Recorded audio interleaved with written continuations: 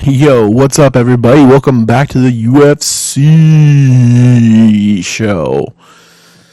Got a new background. I got tired of hearing my boys Dave and everybody make fun of me over at Hashmark on their football, podcast, get together, where the fuck you want to call it.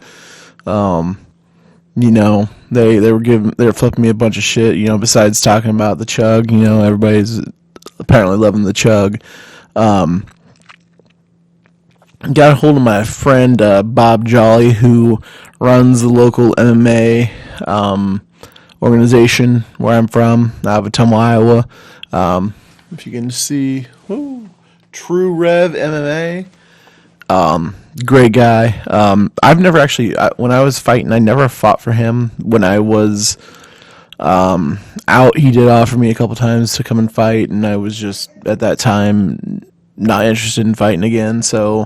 But Bob was a great guy. He runs a great promotion. A lot of people that have fought here in True Rev have also fought in the UFC. I think there's a female fighter that just got signed from True Rev. I believe it was Helen Peralta. I believe she just got signed to the UFC. Awesome promotion. Awesome guy that runs it, and I thank him for letting me use the cage as my background from here on out. Great guy, great organization. That's all I can say. I'm very thankful that he lets me use this background, and I might change it. He did say he has a few different pictures of the cage that we could use, so utilizing my green screen as well, so that's good. Did not know the fucking train was going to be going by right now, but it is what it is. We keep going. But anyways, we got to start the show off with the pretty much mandatory now chug. Straight to the dome. We're not hydrating with any Gatorade or vitamin C tonight. We're straight going grape Kool-Aid. Going Kool-Aid because everybody's going to be drinking the Kool-Aid of my picks, because we went 4-2 on the Hermansson versus Strickland card, and I think we're going to do pretty damn well on the UFC 271 card. So, without further ado, straight to the dome.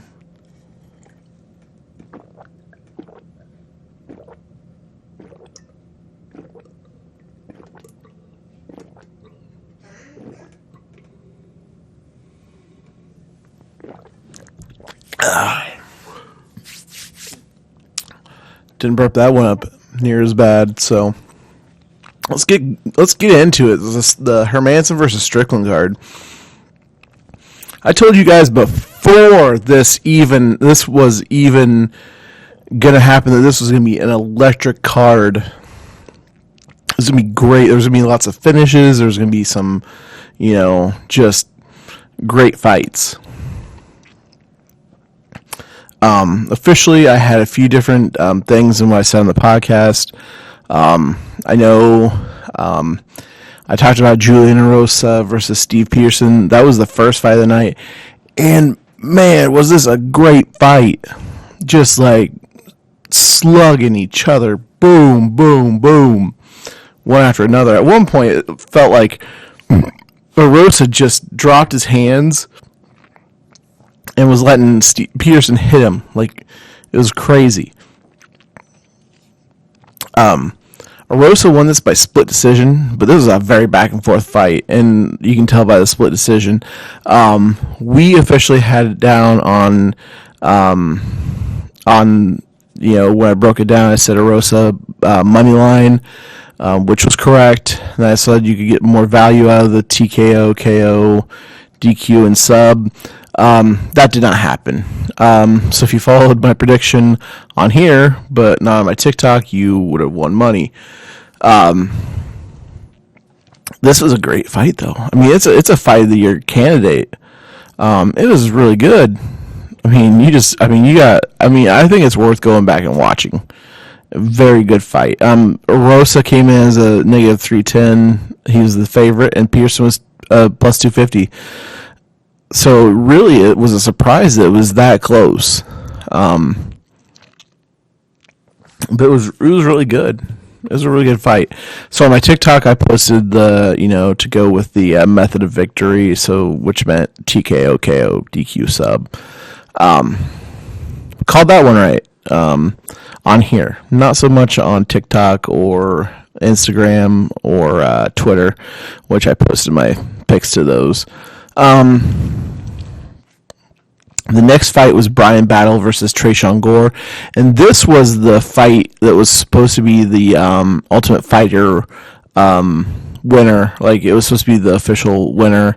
Brian Battle technically won it, I think last year sometime. I can't remember when he fought for it, but I remember watching it, and he submitted the guy. This fight against Trey Gore, I was on Battle from the start. I was like, this guy's gonna win it. I think he's just a more well-rounded fighter. Battle was the underdog here. He was plus 135. Gore was negative 160. When they're that close on the lines, it's not really a surprise if the underdog wins. So, in this fight, you saw Battle really kind of staying in front of Gore and fight him. He was pretty much better than Gore. He really stumped Gore. Gore didn't know what to do. But I think Gore's going to be a good fighter. This is going to be they'll both be in the top 10 of this division. It's just going to take it. It's going to take Gore probably a little bit longer, but Battle will probably be up there probably in a couple of years. I'd say a year or two. Depends on how much he fights this year. But yeah, they were a good fight. This was a good fight. Battle proved that he is a better fighter, and he deserved to be the Ultimate Fighter winner. Now it's official. He did beat Gore. I think Gore got hurt. I think is why he did not fight in the Ultimate Fighter finale. The third fight of 6 on this card. On the last one we picked Battle money line, which was the winner. I said you could go with TKO KO sub. That would have been a little bit better option, but that didn't end up hitting. So the money, and then on the official card on Twitter and Instagram and TikTok, I said money line for Battle. So that was definitely where you should have probably put your money. I usually say it's like, if you're going to go money line, you could also do it, but I wouldn't put as much on it. Unless it was something like you're confident in it, like this Brendan Allen versus Sam Alvey. Sam Alvey's is on and still on a very impressive losing streak in the UFC. He definitely did not win here. He was the underdog against, I think, Philip Haas was supposed to originally be here, and then they brought in Brendan Allen, and Alvey was the underdog both times. Even when they brought a guy in on short notice, he was still the underdog. So, he ended up TKO'ing him, and I called this from the beginning. I said Allen was going to win by TKO, KO, DQ sub. We ended up getting that one. Officially on Twitter, Instagram, and TikTok. And then the fight I was excited to see was Shavkat Rakhmonov versus Carlston Harris. Rakhmonov was the favorite here, negative 225 to Harris plus 185. Both fighters came in. Rakhmonov's undefeated. Harris only had one loss. Rakhmonov looked solid from the get-go. He ended up getting the TKO in round 1. Just he caught Harris with this kick, and like it hit him just right. Even though Harris covered it, Rachmanov just hit just right, and boom, it just crumpled him. And Rachmanov got on there, and Harris had his legs posted, and Rachmanov was still able to pound him. It was a good fight. I enjoyed it. I mean, even though it was a TKO, it was an exciting fight to watch. And then we had Healy Soriano versus Nick Maximov. I was on Healy to win by money line on this, and I'm pretty sure that's what I put on my card for Twitter and everything, and it did not hit. Maximov, he's a product of the Diaz boys. He was impressive with his wrestling. He dominated Soriano. I mean, it was more of Soriano was getting out of a lot of stuff, but Maximov stayed on him pretty good. I mean, Maximov made him carry his weight, like that weight of being a backpack. There was a few times where Soriano was standing up and Maximov is on his back. So I mean, it was a good fight. Soriano, it was a good fight. I picked Soriano money line. Maximov ended up winning. And then last came Sean Strickland versus Jack Hermanson, and this was, in my opinion, a total snooze fest. Strickland stood in front of him and just jabbed him, and Hermanson was the only one trying to do something. I mean, Strickland kind of... Yeah, even Strickland wasn't impressed with his win. He felt like he should have done better. But, it is what it is. And we went 4-2 on this card. 5-1 if you listen to the podcast. Because I said on the podcast, I said to go with a Rosa money line, and then I changed my mind when I put the card up. I didn't see the value on betting someone at negative 310, because you have to bet a lot of money to make money. So that's how I just kind of figured it.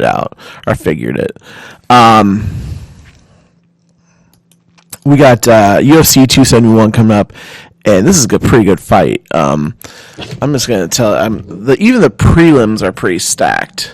I have the main card written down, but there are so many just prelim fights that are great. I'm going to have to actually click on the website here to find the prelims and everything. The early prelims, I don't know if I know anybody on the early prelims. Oh, I know Fabio Charant versus Carlos Olberg. I mean, I think Fabio Charant's a good fighter. I just think Olberg's better. That's one of the fights that, I would, I'm going to watch it. I probably won't bet it, but it's a really cool fight because I watched Charant on TikTok and stuff. He's a really cool guy. Olberg, I think he's a really good fighter too. Charant's a slow starter. But yeah, I'm not going to stick too much on these prelims, just kind of the ones that I'm going to watch. But there are some really cool fights out here. That's the early prelims. I'll probably catch that. They start at 5 p.m. The prelims start about 7. So this card's going to go into the night. William Knight, who fought Fabio Charant last, shorter light heavyweight. He's facing Maxim Grishin. William Knight's the underdog here. William Knight and Fabio Charant had a pretty good fight. William Knight ended up catching him with like I don't know, like just like right here, just threw a punch or threw his arm like that and knocked out Shawn. It was a crazy one. I mean, I feel like Shawn was probably winning that fight. We'll see what Shawn does in his fight. And then I think William Knight, he'll probably get beat by this Maxim Grishin. I think he's taller, and yeah, he's definitely taller. He's 6'3" to William Knight's 5'10", but for a light heavyweight, William Knight's fucking built. He's like short and stocky. He's like I am. I'm 5'11", and when I'm at 205, I look pretty stacked too. I think just Grisham's got the edge and the reach and stuff like that, and that's hard for a shorter fighter. So that's a fight I'm gonna watch. I'll probably bet on Grisham to win. It's -70. There's not too much. Like, you can still bet on that and make some decent money. Roxanne Modafferi, I think that's Roxanne Modafferi, versus Casey O'Neill. This is Roxanne's retirement fight, so that's gonna be a fight that I want to watch as well. We got a couple ranked guys at flyweight too, fighting on these prelims. But back to Modafferi and Casey O'Neill. Modafferi's retirement fight. I think she's gonna go a little bit harder. But Casey O'Neill's just she's tough. She's 8-0 to Roxanne's 25-20. So I think they're probably gonna want. Oh, she's coming at 133.80. Maybe she's coming down in weight. I don't know. This bout is at flyweight, so they're going to be at 125. So O'Neal, I think, has been usually at women's bantam. Maybe she's making her debut at 125. Then we got on the last fight of the prelims, and this is what's going to make you buy the pay-per-view. It's Andre Arlowski versus Jared Vanderaa. And Arlowski, he's ranked 15th in the world, and Vanderaa is ranked like 55th. Andre Arlowski is I think he's gonna come out here and knock this dude out. But from the last, I can't remember what the last fight I watched Arlowski. It was one of his last two fights. He fought this guy, and he just looked so gassed in the second and third round that it was crazy. Hopefully his conditioning got better, but I think the idea here is they're gonna put Arlowski in here. Arlowski's gonna knock this guy out. People are gonna be pumped from that knockout that they're like, let's buy the fucking main event. Let's do it. Let's buy the pay-per-view. That's what they're gonna do. You gotta look. UFC's not dumb. They're not dumb. Why would?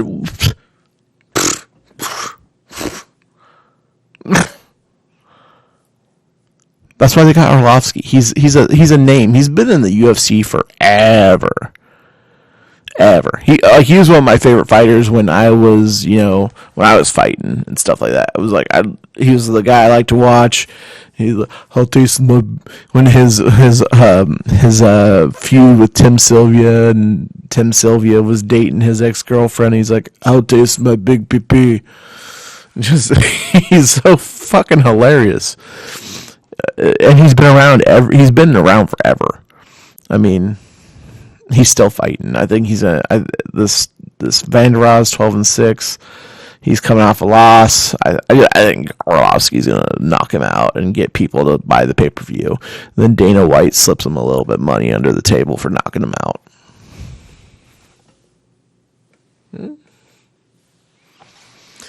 All right.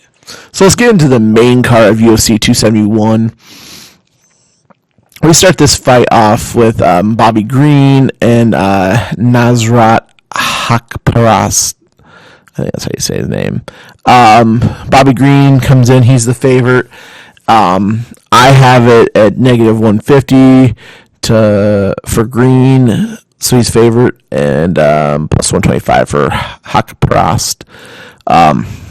Just looking at the level of talent these guys have fought, Green has fought the way better talent. I think Green money line here is safe.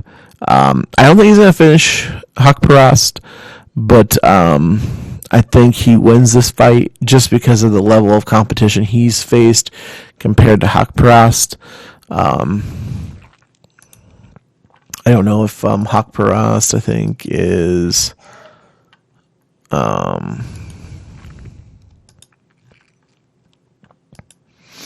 Haqparast is coming off a loss. Bobby Green's coming off a win.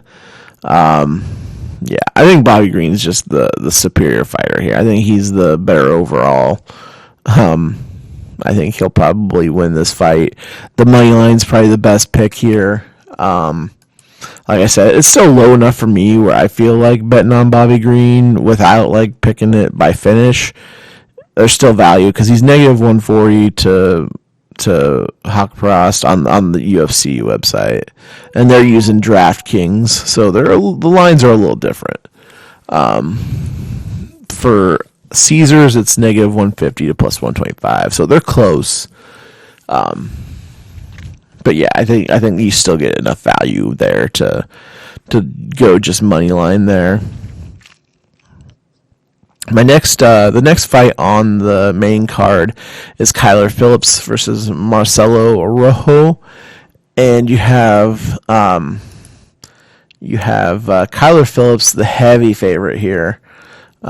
He's coming in at negative 400 and plus 310 for Rojo. These guys are both finishers. Phillips he's coming off a loss, but the loss could have been possibly a draw. I think Phillips also has a better fighter resume, just like Bobby Green before him. I think this is where you go with you pick the fight to go by finish, and this is where I go with the winner. I go Phillips by KO, TKO, sub, or DQ. That's just my opinion. Then we got the third. This could have been a co-main event in itself. You've got Derek Brunson versus Jared Kanier. Brunson is coming in at the underdog, and Kanier is coming in as the favorite. The Kanier comes in at minus 170, and then Brunson's plus 145. Kanier, the things he's going to bring to the table in this fight is he has heavy hands. This dude started at heavyweight, so that's where he's got heavy hands. He started heavier and he's came down in weight. If you look at him, you can tell he's a tank. Brunson, he's a good wrestler. He's a really good wrestler. He can take the fight to the ground if need be. And Brunson is Kanier is very he can take him down. Hermanson did. People can get shots on Kanier. Hermanson, the big deal with why Hermanson got beat by Kanier is he got too aggressive with Kanier. I don't see Brunson getting too aggressive with Kanier because he knows that he's got strength in his hands. I see Brunson taking a very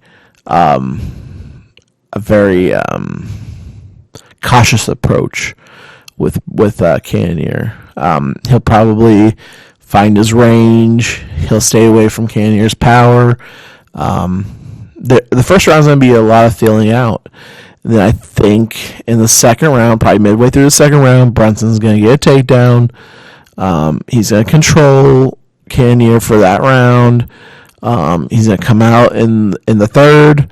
It's going to be probably about a minute into the fight, into the third round, and Brunson's going to get another takedown. They'll probably, he'll put him against the cage, grind him into the fence, and get a takedown there, and then he'll probably have him against the fence for a good 30, 45 seconds, just trying to get something. Kanier will fight, try to get his hooks in, try to get him off, and then Brunson's going to get the takedown. Kanier's going to, after Kanier tries to fight out the cage. And then, he'll win probably 2-1. But I think Brunson wins this. I mean, everybody that the UFC sends at Brunson, he beats. It's his turn. It's his turn to get a shot at Asanya. I think they fought before, but can't exactly remember. But I think it was a loss. I know it was a loss, but I don't think it was for a title when Brunson fought him. But I think Brunson deserves another shot. I think it's going to be, if you're gonna bet this one, you go Brunson money line. Brunson's the dog. I picked the dog last time. I picked Bobby.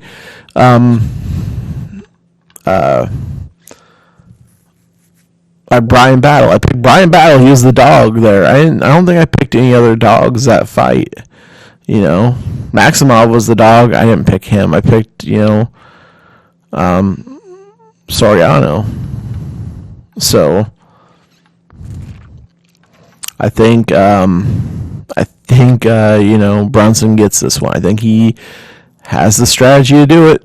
I think Kanier is gonna look to just knock him out, and he's gonna find Brunson's not gonna stand there and exchange with him. So Brunson will find a way to get this to the ground and grind out a fight. I mean, he wants a shot. Next, we have the co-main event. The co-main event is crazy. We got Tuivasa versus Derek Lewis. This is two knockout artists going against each other. This fight, they have, they're setting up the excitement for the main event, which is probably going to be unentertaining. But you got two guys that just stand there and bang. And if you stand there and bang, Derek Lewis is going to get the best of you there. I don't see anybody that can stand there and just throw and come out on top. Not even Francis Ngannou. Francis Ngannou got knocked out by Lewis.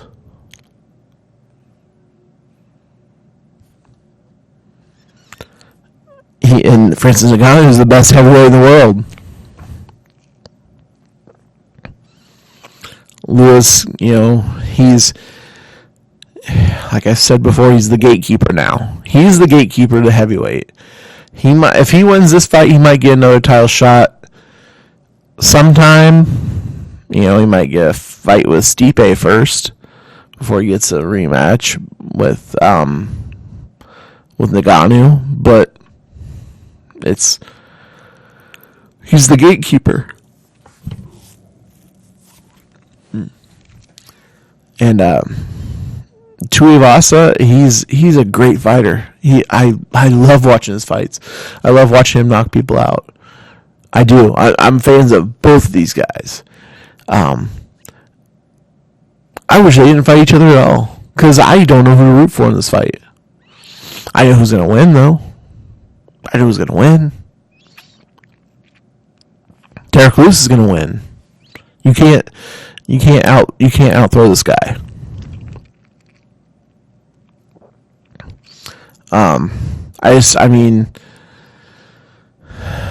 Like I said, Lewis is the gatekeeper, and the gate isn't open to Tuivasa yet. Love the guy. Love the shoeies. But I think he'll be in the top 5 eventually. He'll be in the elites, but not right now. He's ranked 12th. Lewis is ranked 3rd.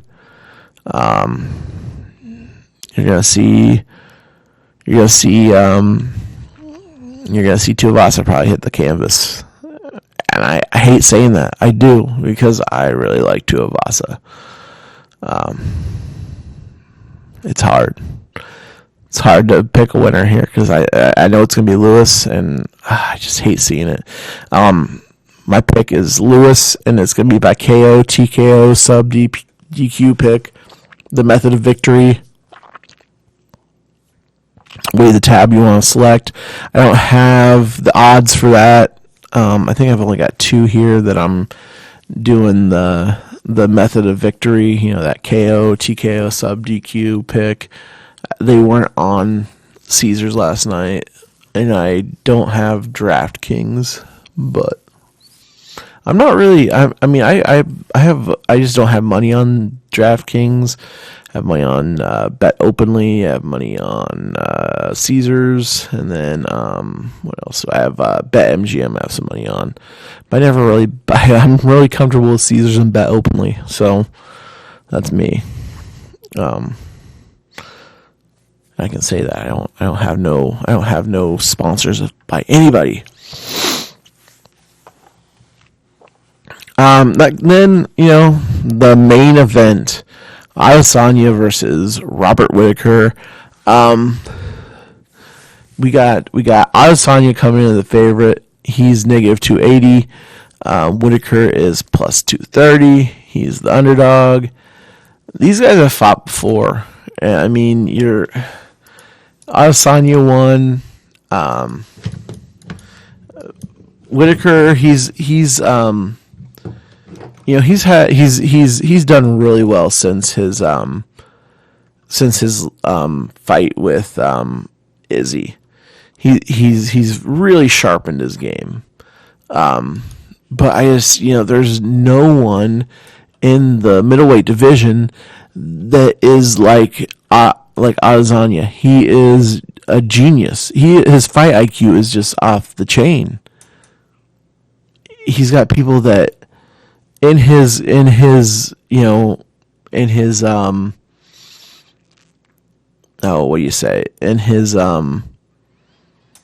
coaches and stuff, they're world class coaches. So you see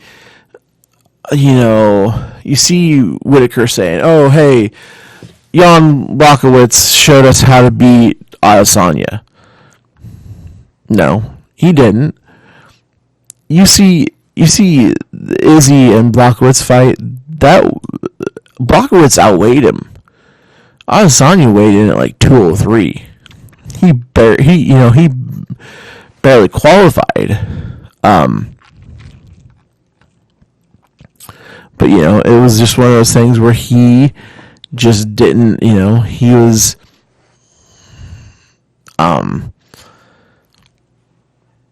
He was just outweighed. He wasn't outclassed. Not in my opinion. That went all 5 rounds. He didn't win, but it was a unanimous decision, but Whittaker's I think he's turned it around. Their last fight, it was stopped in the 2nd round. That's where Izzy won the UFC middleweight title. Whittaker, unfortunately lost it. But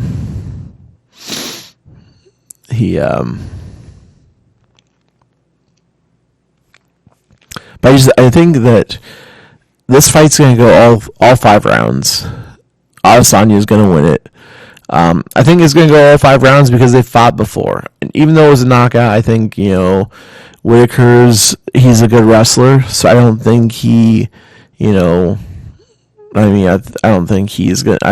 That's there for him, but I just don't think that. I don't think Whittaker beats him. I still think. I still think he. I think Asanya is living in his mind rent free.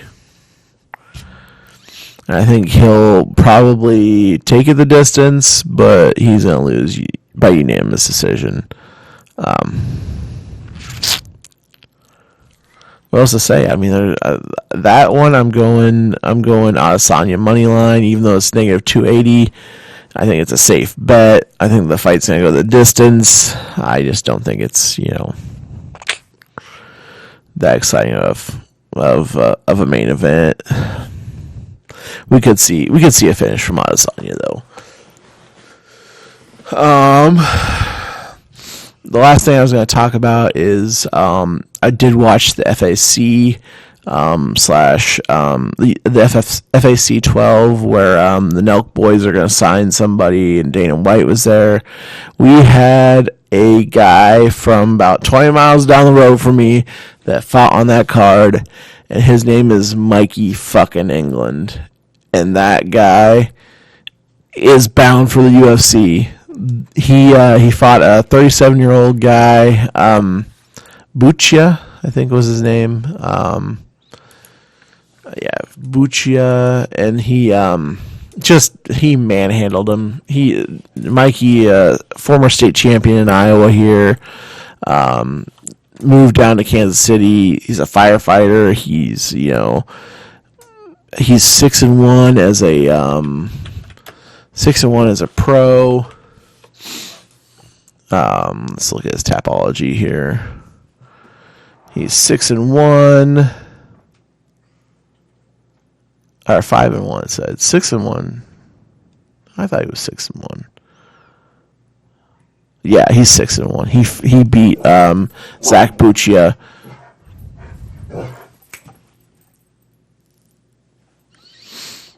He beat Zach Buccia, who's a very talented Brazilian jiu-jitsu guy.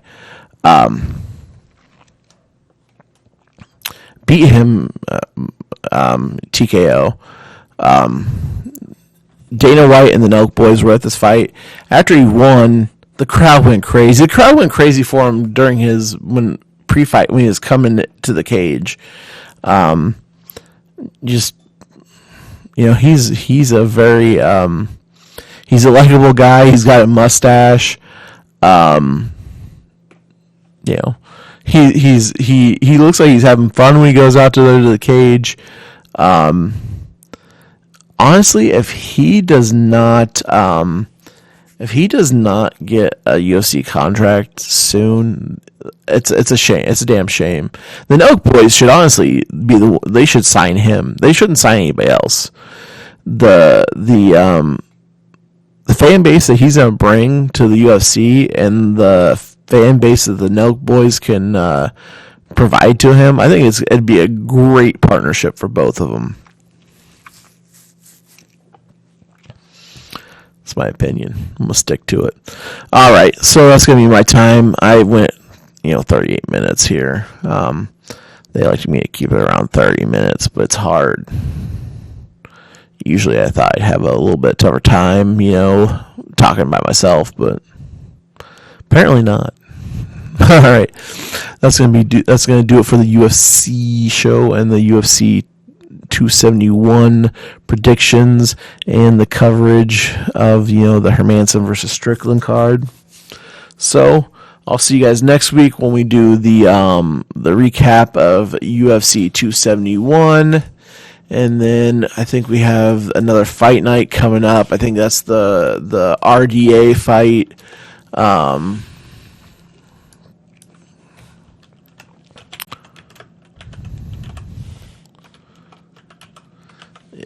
It's going to be after this one.